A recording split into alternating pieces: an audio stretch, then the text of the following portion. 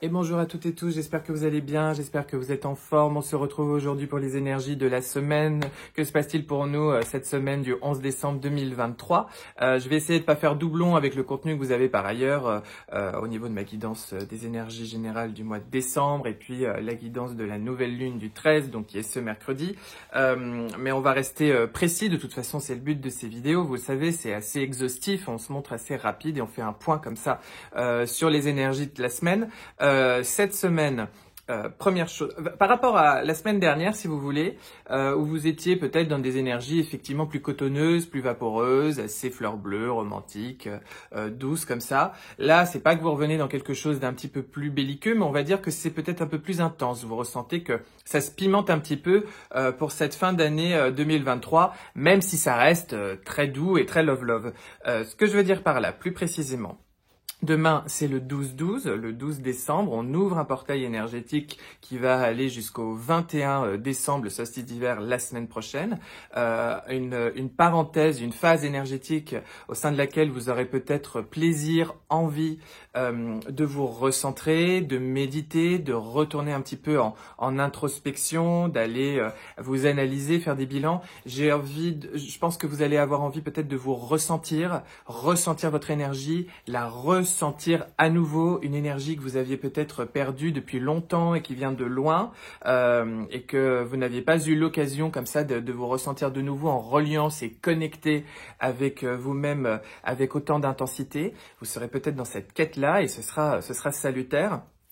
On a en plus dans notre climat astral général, comme je vous le dis, un peu d'épices qui viennent parce que on a Mercure qui rétrograde à nouveau jusqu'au 1er janvier. Alors vous savez, les rétrogradations de Mercure, c'est des petits couacs et des bugs au niveau de la communication. Ça peut être des bugs internet, mais des quiproquos, des malentendus. On a voulu s'exprimer et vouloir dire quelque chose et puis en fait l'autre ne l'a pas du tout compris. Quand on a voulu exprimer blanc, on a compris noir, etc.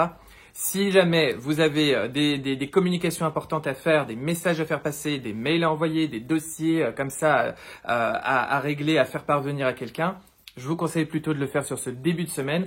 Après, c'est pas que ce sera impossible, mais disons que vous allez peut-être vous prémunir un petit peu des farces mercuriennes. Voilà, on va le dire comme ça.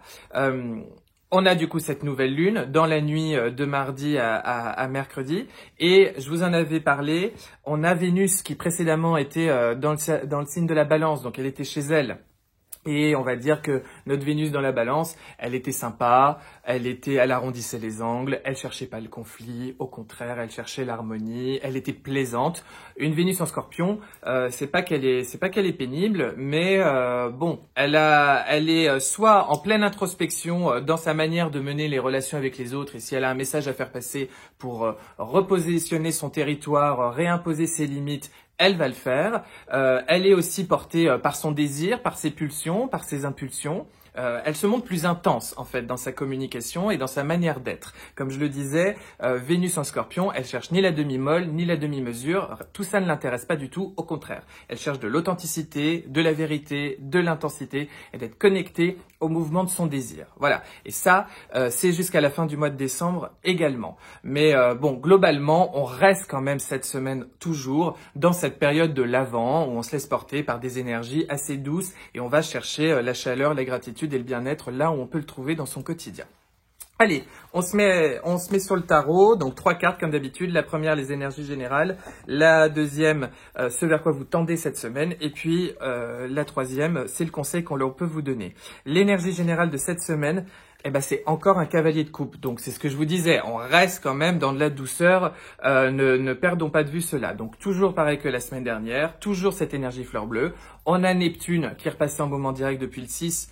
Et en fait, c'est comme si on commençait vraiment à ressentir l'intensité de cette vibration. En plus, avec cette nouvelle lune, elle forme un carré comme ça en Poisson, donc par rapport à Mars. Donc c'est un petit peu l'énergie où on va pas trop au combat. Et si on a des dossiers un petit peu chauds, des moments un petit peu explosifs, un je suis allé affirmer.